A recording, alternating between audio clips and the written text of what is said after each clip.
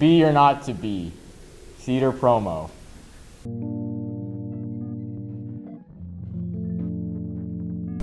So the play's about a kid who is suspected to be guilty.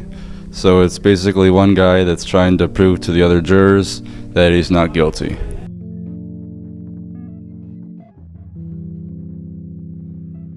I'm juror number 5. I grew up on the slums and typically I'm pretty quiet, but they started bashing on people like me, and I don't take too kindly to that because that's my family, that's where I came from. Hello, I am juror number 9 in our show 12 Angry Jurors. My role in this show is to fight for what is right and hear more about our convicted criminal. And I believe that it is right for us to hear more and let them speak their own truth.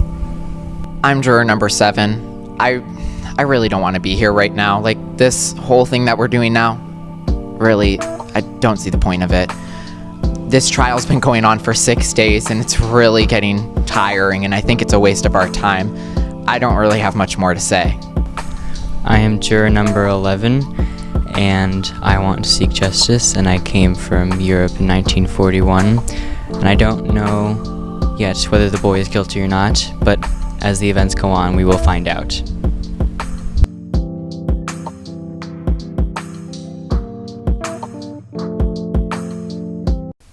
Man, I don't know what this next segment is about, but I hope Giannotti can explain it. So last Friday, I chose the junior class as the Spirit Stick winner. And it caused a lot of controversy, like people were immediately angry about that. And then I went back to my classroom and I sent an email that I promise was only meant to be funny. I was not trying to mock the senior class in any way or belittle the senior class, but that is what happened. And so I would like to sincerely apologize to the senior class for that. I do think that we made the right decision in that the juniors were louder than the seniors, but I obviously shouldn't have sent that email. I really didn't think at the time that it was going to be a big deal, but I want to honor and respect you for the feelings, the hurt feelings that you ended up having because of my actions. Many of you know me. I love Lowell High School. I love it. I've been here for 23 years. I've dedicated a lot of my life to Lowell High School. And I really believe in RDP. And I know that maybe somebody's rolling their eyes right now, but that hasn't been around forever. RDP kind of started when we went to the state championship football game for the first time. So I was here when there wasn't RDP. And I think it's a real thing. And I don't like that I caused division within the school. That's not what I'm about. And I'm really sorry that happened. I promise you that I've learned my lesson. I've more than learned my lesson. And if there's anything that I can do for somebody that I hurt their feelings, I mean, obviously I can't give you the Spirit Stick, but if I can do something else, I hope that you'll call on me. This Friday, October 4th, March for Our Lives will be holding its second ever voter registration drive. If you are currently 18 or will be 18 on or before November 5th, feel free to come down and get help registering to vote. If you will not be 18, then feel free to come down and just see what we're about, get some refreshments, and sign a voter pledge card to show that you do want to register to vote. All you need to register to vote is a valid Indiana ID or driver's license. Feel free to come down to register to vote.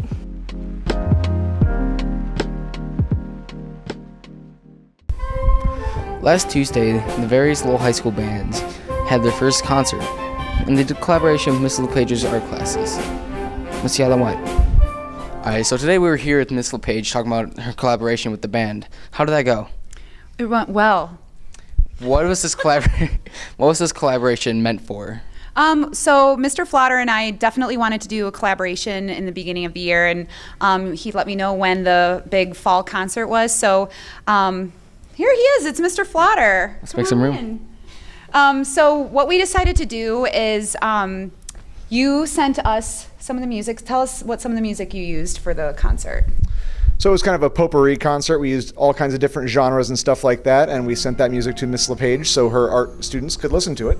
Yep, and then we learned about the contemporary artist Melissa McCracken, and she has, it's not like a disorder, it's more of like a rewiring of her brain where it's called synesthesia, where she sees color when she hears music. So I know my painting students don't have synesthesia, but we learned about the psychology of color and shape, and we looked at those things, and every painting student was assigned, or they pulled one of the band songs out of a hat, and they listened to that song over and over and kind of thought about what emotions they felt and created these non-objective kind of abstract art pieces that we included in the concert. What type of like themes were there? Moods? Well, there was, tell us a little bit about some of the songs that were like the different moods of the songs. Sure.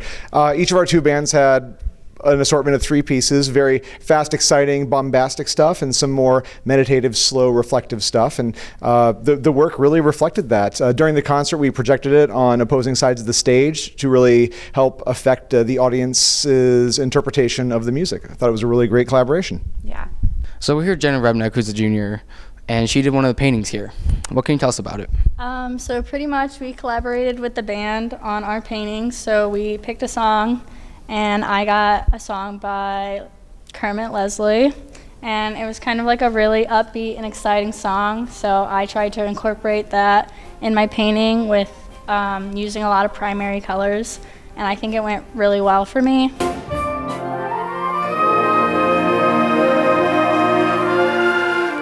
Here's my trash drawing. I know somebody who can draw better than me. Welcome to Kaiden Draws. Hey guys, this is Kaiden here. I'm gonna create a forest with a bunny rabbit. First off, we create the eyes,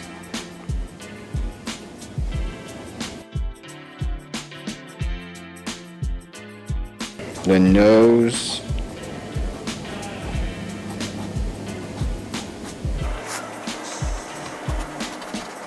fur, its tail,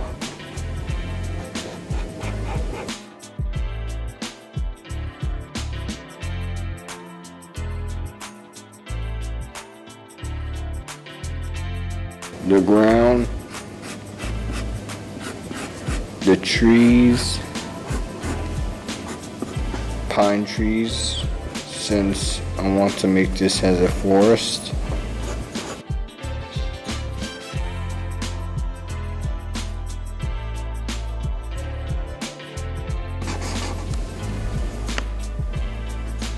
Make more fur on the rabbit.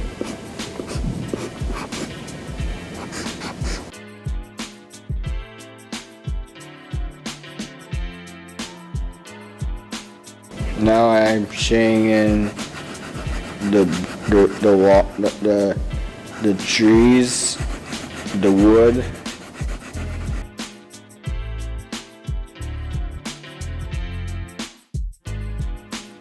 The grass,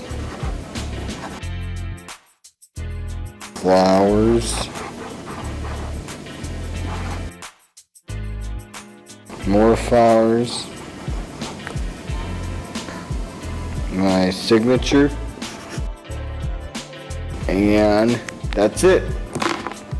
You got a rabbit in a forest.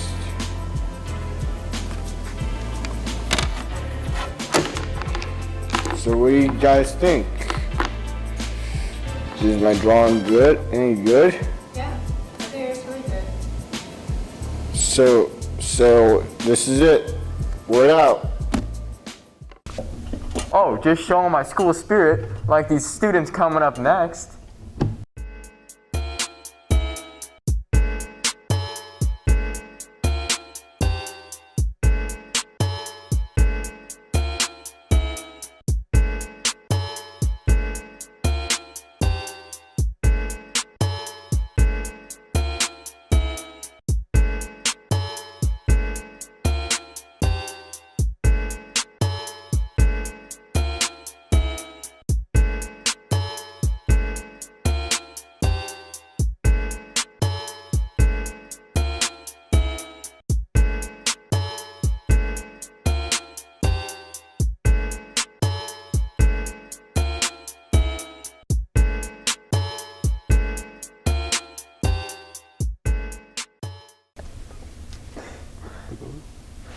I couldn't get a date to homecoming, so here's a homecoming recap.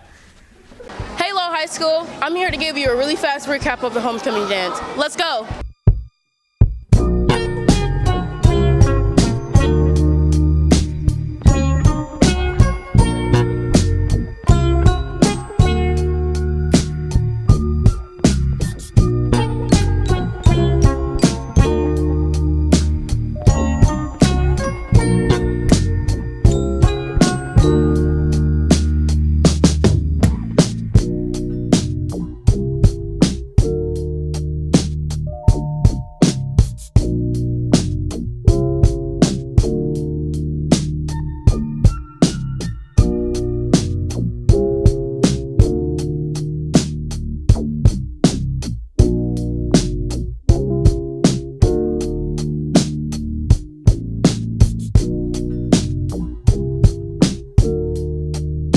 So I'm here with homecoming king and queen.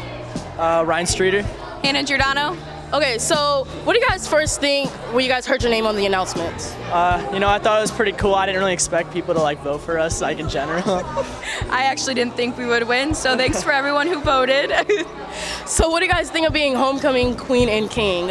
I think it's pretty cool. It was a cool environment. Got new drip, I guess. It was pretty cool. What he said. All right, thank you. Thank you for tuning in, Low High School. See you next time. Hey, you're in the way. Just like this segment. Welcome to In the Way with Trey. On September 23rd, the Chicago Bears faced the Redskins on Monday night, and they beat them 31-15. Trubisky had a great day, and so did the defense. Clinton Dix with a pick six in the very beginning, and they just had a terrific game against the Redskins. On September 29th, the Chicago Bears faced the Minnesota Vikings at 3:25 p.m. The Chicago Bears beat the Vikings 16-6, and they held the Dalvin Cook only to 40 yards rushing. Trubisky got injured in the first drive of the game, and Chase Daniels stepped up and made a great game. On October 6th, the Chicago Bears will face the Oakland Raiders in London, and Mitchell Trubisky is no surprise to be out for the game after his injury during the Vikings game. And Chase Daniels will step up, and he will be their starting quarterback for the game. I think that Chase Daniel will have a great game again and throw at least 2 touchdowns, with the Oakland Raiders only scoring 1, and I think the score will be 17-7.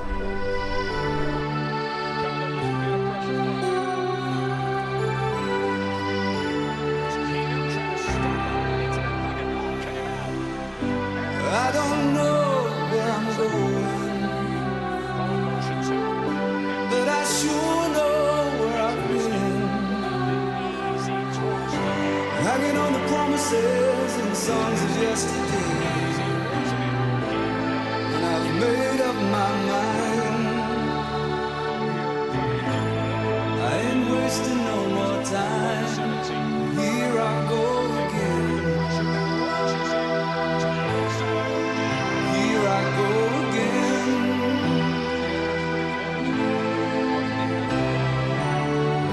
Though I keep searching for an answer, I never seem to find what I'm looking for. Man, I sure do suck in Mario Kart, but I'm sure our kids at the EEV Grand Prix don't.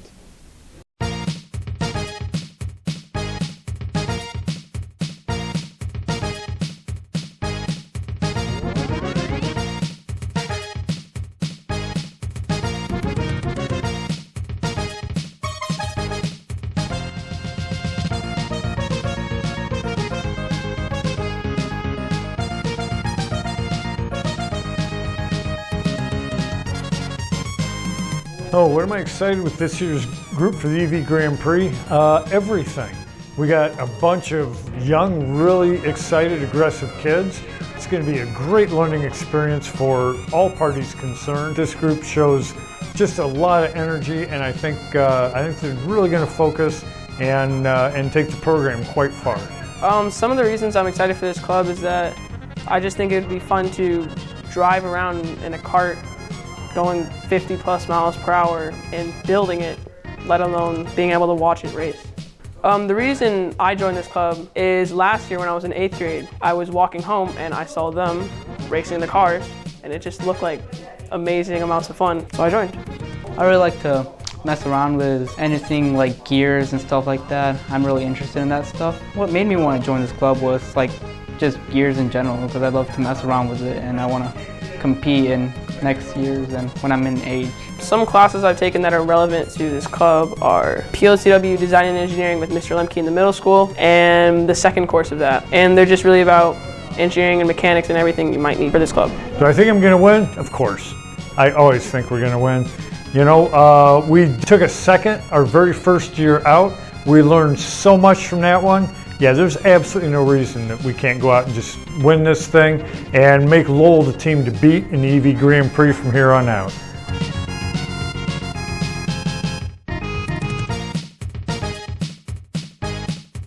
Take a gander into our class with RDTV.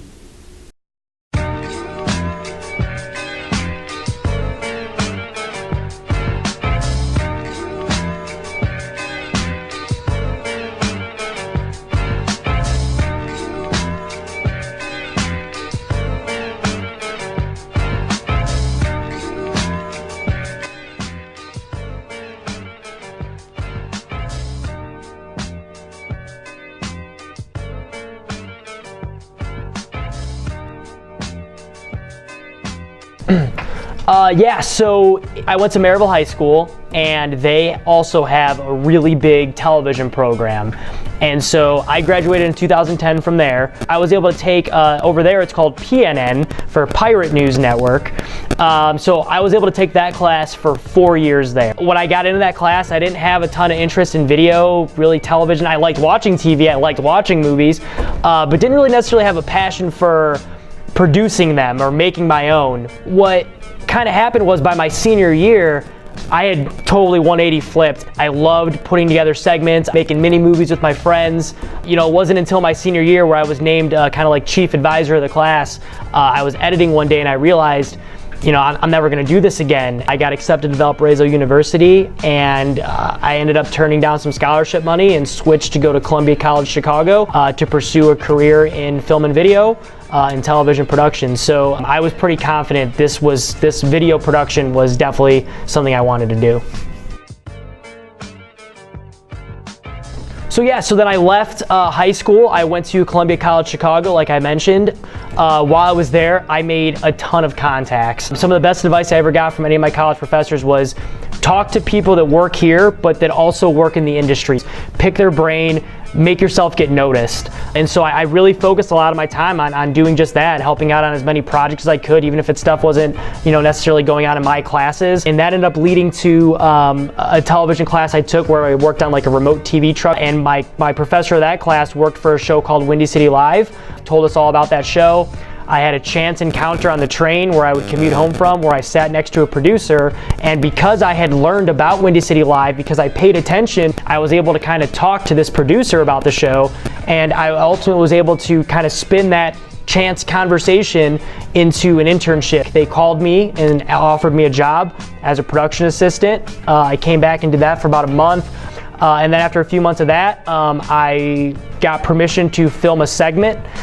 So I did a segment, and our executive producer was really impressed with it. And then a week later, I got promoted to associate producer of the show. So I was booking people for the show, like different guests to come on.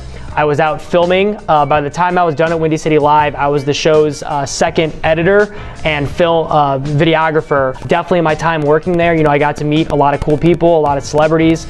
Chance the Rapper, great guy to work with, unrivaled work ethic. Another one was Kevin Hart. Kevin Hart, one of my favorite people I ever met. Just his positive attitude, his positive outlook on life, his positive way to get through setbacks. I definitely learned a lot in my time working at Windy City Live.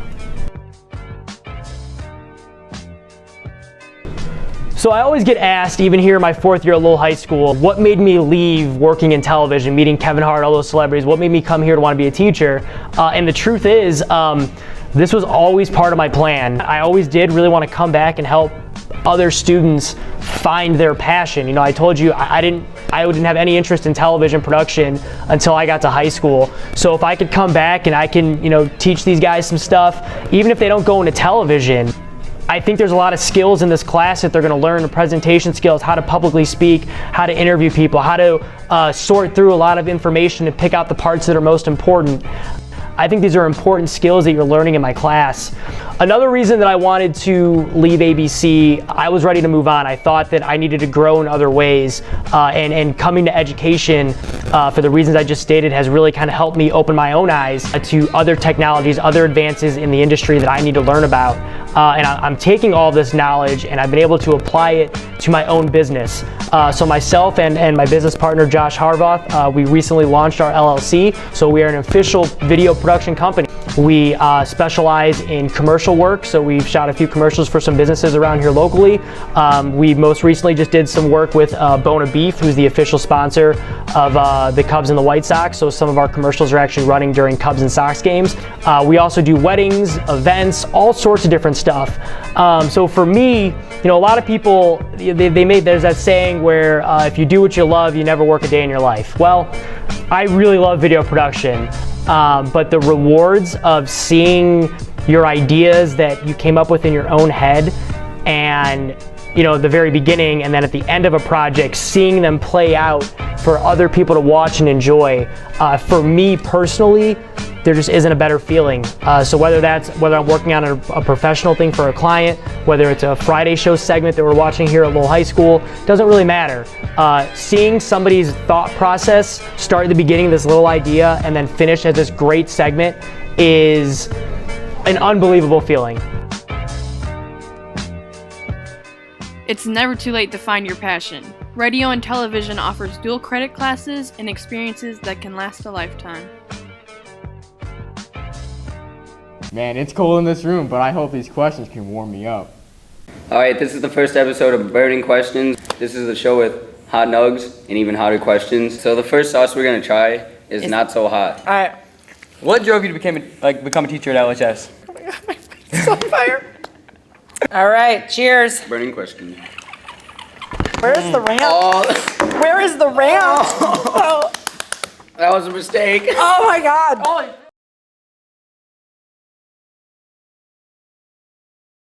Have you heard about the restaurant on the moon? Great food, but no atmosphere. Ha ha!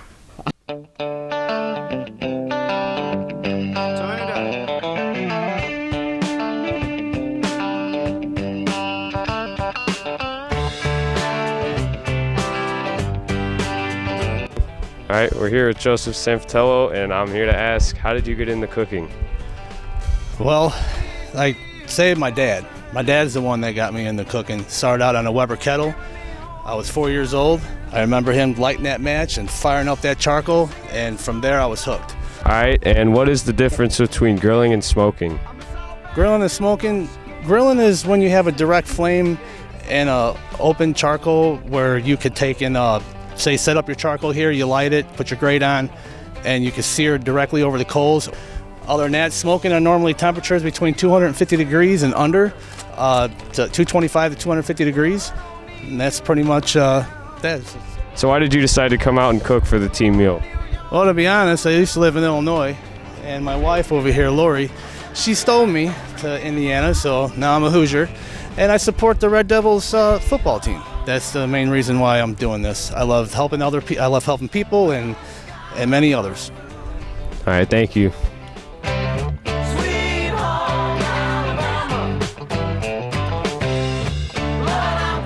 Welcome to Coach's Corner.